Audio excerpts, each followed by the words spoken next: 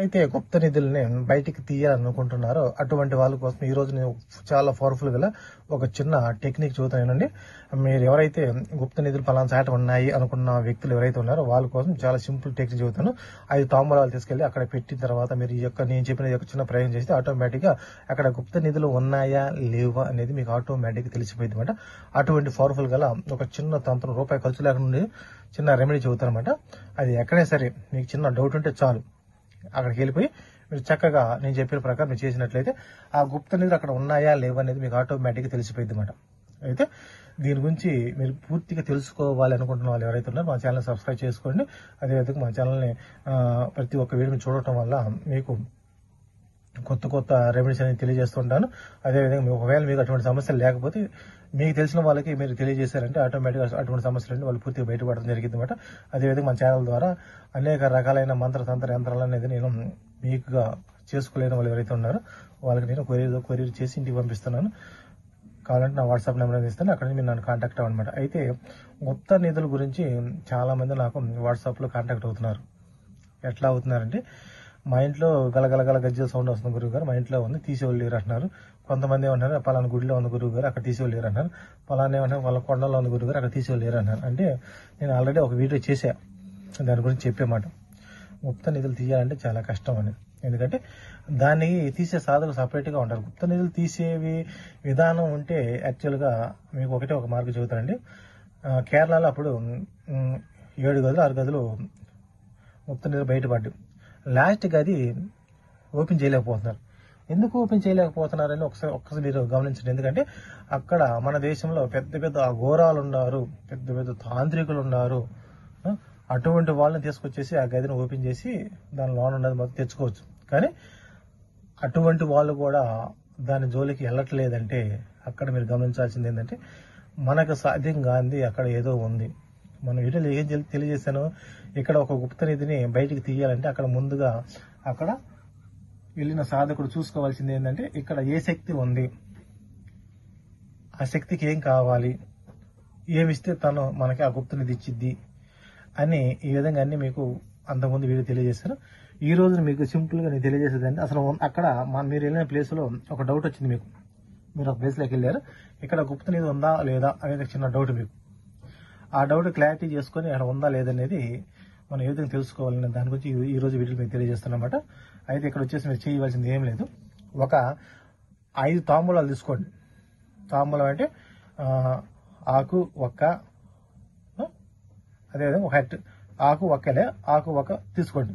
తాంబూలం అంటే తెలుసు మీకు, 5 తాంబూలాలు తీసుకోండి.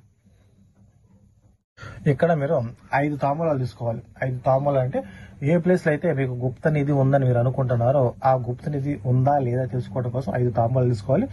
అక్కడికి వెళ్ళిపోయిన తర్వాత మీరు చేయవలసింది ఏంటంటే ఈ ప్రాంతంలో గుప్త నిధి ఉందనుకున్నప్పుడు 50 అడుగుల దూరం, ఎటు చూసిన 50 అడుగుల దూరంలో 4 పక్కల 4 తాంబూలాలు కరెక్ట్గా 9 అంగుళాలు కరెక్ట్ కొలత వేసుకోవాలి. 9 అంగుళాలు కొలత వేసుకొని ఆడ గుంట తీసే తాంబూలం పెట్టాలి. ఆడ 4 పక్కల కరెక్ట్ 9 అంగుళాలు గుంట తీసేసి కొలత వేసుకోవాలి. కరెక్ట్ 9 అంగుళాలు కొలత వేసుకొని 4 పక్కల తాంబూలం పెట్టండి. పెట్టిన తర్వాత మధ్యలో సెంటర్కి వచ్చిన తర్వాత అక్కడ కూడా కరెక్ట్ 9 అంగుళాలు కొలత వేసుకొని ఆడ గుప్త నిధి కాడ అంటే ఎక్కడైతే మీకు డౌట్ వచ్చిందో అక్కడ తాంబూలం పెట్టండి.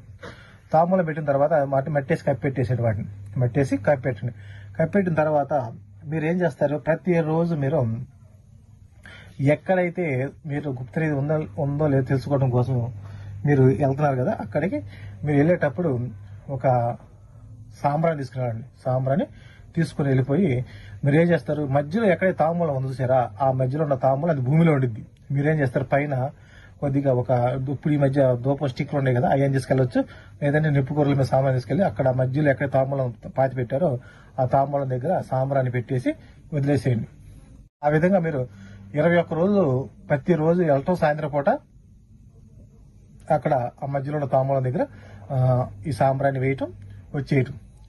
ఈ విధంగా కరెక్ట్గా 21 రోజులు మీరు కరెక్ట్గా చేసినట్లయితే 21 రోజుల తర్వాత మీరు ఏం చేస్తారంటే అక్కడికి వెళ్ళిపోయి ఆ తాంబూలం ఎక్కడైతే మీరు కరెక్ట్ 9 అంగుళాలు భూమిలో కప్పెట్టి ఉండదు సేవా, ఒక్కోటి పైకి తీయండి. ఒక్కోటి పైకి తీసేసేయండి. పైకి తీసిన తర్వాత అక్కడ మీరు గమనించవలసింది ఏంటంటే ఫస్ట్ 4 పక్కల తాంబూలం ఒకటొక తీసుకుంటారండి. నార్మల్ తీసిన తర్వాత మీరు చూడాల్సింది ఏంటంటే ఎక్కడైతే తాంబూలం నల్లగా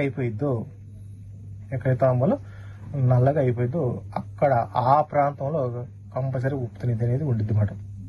ఇది 100% గ్యారంటీ.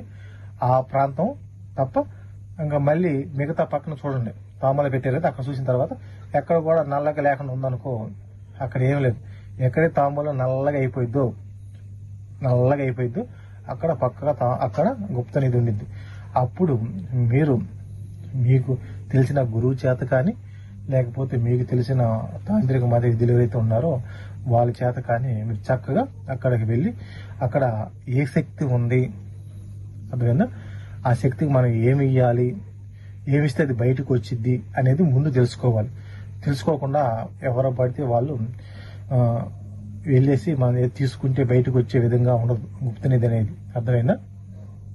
చక్కగా ఆడికి వెళ్ళండి. అసలు ముందు అక్కడ ఆ శక్తికి ఏమి ఆహారం ఇవ్వాలి, ఏ బలి ఇవ్వాలి చెప్పే కదా. మనం ముందుగా అక్కడికి వెళ్ళేటప్పుడు మన శరీరానికి బంధన వేసుకోవాలి. అదేవిధంగా అక్కడ ఎంతమంది వెళ్తారో అక్కడ ఉన్న మొత్తానికి కూడా రక్షణ మంత్రం అనేది వేసుకోవాలి శరీరానికి. తర్వాత మీరున్న ప్రాంతానికి, మీరున్న కింద భూమికి, ఆ భూమికి మళ్ళీ రక్షణ కవచం వేసుకోవాలి. అదేవిధంగా మీ ఆత్మకి వేసుకోవాలి, ఆత్మకి ఆత్మబంధన వేసుకోవాలి. అదేవిధంగా చాలా అంటే దశ దిశ బంధన ఉండిద్ది అన్నమాట. అంటే 10 దిశలకు కూడా మనం బంధన వేసుకోవాలి. ఇవన్నీ వేసుకోవటం వల్ల మన ప్రయోజనం ఏందని మీరు అనుకోవచ్చు. అంటే ఇవన్నీ వేసుకోవటం వల్ల మనకేం జరిగింది అంటే ఏదైనా సరే మనకి రక్షణ అనేది ఎట్లా ఉండేది అంటే, ఇప్పుడు మామూలుగా ఓపెన్ గా ఒక ప్లేస్ లో మనం ఉన్నాం అనుకో, ఆటోమేటిక్ గా గాలి అనేది వస్తే మన శరీరం తగిలిద్ది అన్నమాట. అదేవిధంగా మనం గాలి రాకుండా చాలా ఎత్తున గోడ కట్టామంటే ఆటోమేటిక్ ఎంత గాలి తెలిసి మన శరీరం తగలంటే అది రక్షణ చేసింది మనకి. అదేవిధంగా మంత్రం కూడా అంతే అన్నమాట. మంత్రం కూడా అంతే, కంటికి కనపడకుండా చేసేదే మంత్రం. అర్థమైందా? కాబట్టి ఆ విధంగా మీకు తెలిసిన గురువు చేత రక్షణ అక్కడ మంత్రం తీసుకున్న తర్వాత అక్కడికి వెళ్ళిపోయి అక్కడ ఏ బలిస్తే అది బయటకు వచ్చి తెలుసుకున్న తర్వాత అక్కడ మీరు చేసుకోండి. అంతేగాని తెలియకుండా వెళ్ళిపోయి గుప్తని తీస్తే మనం ధనికులు అవుతామేమో అని ఆలోచనతో వెళ్ళొద్దండి. ఎందుకంటే మీ వెళ్ళే ఆలోచన కరెక్టే, మీరు చేసే పని కరెక్టే. ఎందుకంటే మీ వల్ల ఒక కుటుంబం బయటికి రావచ్చు అని మీరు అనుకుంటారు. కానీ అదే మీకు మంచి జరిగితే ఓకే, అది చెడు జరిగిందనుకో ఒక కుటుంబం మొత్తం బయటకు వచ్చి రోడ్డు మీదకి. కాబట్టి నేను చెప్పేది మంచి చదువుతా, చెడు చెప్పాను. కాబట్టి 1-2 సార్లు ఆలోచన చేసుకోవాలి. ఎందుకంటే ఈ గుప్త నిధి మీద స్టోరీ అనేది నాకు చాలా మంది ఫోన్ చేస్తున్నారు రాకుండా. మా ఇంట్లో తిరుగుతుంది గలగలగాని అంటున్నారు కొంతమంది, మా ఇంట్లో అటుపోతుంది గలగలని కొంతమంది అంటున్నారు, మా ఇంట్లో వాళ్ళు తీసుకోలేరు అంటున్నారు. గుప్త నిధి రావాలనుకుంటే మనం ఎటువంటి మంద తంత్రాలు చేయాల్సిన అవసరం లేదు. ఆటోమేటిక్గా అదంతా అదే వచ్చేసింది మన దగ్గరికి. లేదు దానికి ఏదైనా కావాలంటే ఆటోమేటిక్గా నీకు స్వప్నంలో చెప్పేసింది, నేను వస్తున్నాను, నాకు 2 కాళ్ళ జంతువుని లేదా 4 కాళ్ళ జంతువుని, లేకపోతే ఇట్లా అడిగిద్ది అన్నమాట. 2 కాళ్ళ జంతువుని ఈ 2 కాళ్ళ జంతువు అన్నప్పుడు గబుక్కన స్వప్నం ఇస్తాను అనకూడదు. మనం అన్నప్పుడు అది కూసేదా లేకపోతే మాట్లాడేదని అడగాలి. అంటే కూసేదైతే కోడి, మాట్లాడేదైతే మనిషి. ఒకవేళ మీరు అది పొరపాటున 2 కాళ్ళ జంతువు నాకు ఇచ్చేసి అందనుకో, ఆటోమేటిక్గా నేను ఇస్తానన్నట్టు ఆటోమేటిక్గా మీ ఇంట్లో ఎవరైనా తీసేసుకునేది. ఎందుకంటే అక్కడ మనం ఉన్న శక్తి కన్ఫ్యూజ్ చేసింది మనిషిని. అంటే కన్ఫ్యూజ్ చేసేసి ఆటోమేటిక్ మనల్ని బోల్తా కొట్టేసింది మరి. కాబట్టి అక్కడ మీరు గమనించుకోండి. ఎవరైతే ఇటువంటి సమస్యల్లో గుప్త నిధి కోసం పోరాడుతున్నారో చేయండి, తప్పులేదు. ఒక మంచి గురువుని పట్టుకొని అందరూ ఇటువంటి తీయలేరు అన్నమాట. కాబట్టి 1-2 సార్లు ఆలోచన చేసి చక్కగా చేయండి. మీకు ఒకవేళ దొరికిందంటే సంతోషం, కానీ వాటి పని మీద తిరిగేసి జీవితం మొత్తం అంటే నాశనం చేసుకోవద్దని చెబుతాను. చక్కగా మీకు ఉన్న దానిలోనే ఏ పని చేసుకొని మీ కుటుంబాన్ని కాపాడుకోండి. అయితే ఇంకా మీకు దాన్ని తెలియకపోతే నేను వాట్సాప్ నెంబర్ ఇచ్చి నా కాంటాక్ట్ చెబుతాను. లేదు నేను గట్టిగా నేను చేస్తాను అనుకున్న ఎవరైతే ఉన్నారో నెక్స్ట్ వీడియో కూడా చెబుతాను, దాంట్లో మొత్తం చెబుతాం మరి మీకు. అయితే ఎవరైనా సరే కొత్త వాళ్ళు మన వీడియో చూస్తుంటే మన ఛానల్ సబ్స్క్రైబ్ చేయండి, లైక్ చేయండి, షేర్ చేయండి. అదేవిధంగా మన ఛానల్ ద్వారా అనేక రకాలైన మంత్ర యంత్రాలు అనేవి మన ఛానల్లో దొరికితే ఎక్కడ దొరకమాట. ఎంతో మంది మన ఛానల్లో వీడియోస్ తీసుకొని మన వీడియోస్ మీద వాళ్ళ ఫోన్ నెంబర్ ఇచ్చుకుంటున్నారు. కాబట్టి ఇక్కడ మీరు ఎవరు కూడా మోసపోవద్దు. మన శక్తి సాధ తెలుగు ఛానల్ అనేది ఫస్ట్ ఛానల్, మంత్రసిద్ధి తెలుగు ఛానల్ అనేది మన 2వ ఛానల్ అన్నమాట. ఎందుకంటే ఏది వచ్చినా సరే మంత్ర రూపంలో అది మన ఛానల్లోనే వచ్చింది. ముందుగా గమనించుకోండి, చక్కగా మీరు చేసుకోండి. నేను చెప్పిన ప్రకారం మీకు అక్కడ ఉందా లేదా తెలిసింది అన్నమాట. అయితే ఎవరైనా కొత్త వీడియో చూస్తే మా ఛానల్ సబ్స్క్రైబ్ చేయండి, లైక్ చేయండి, షేర్ చేయండి.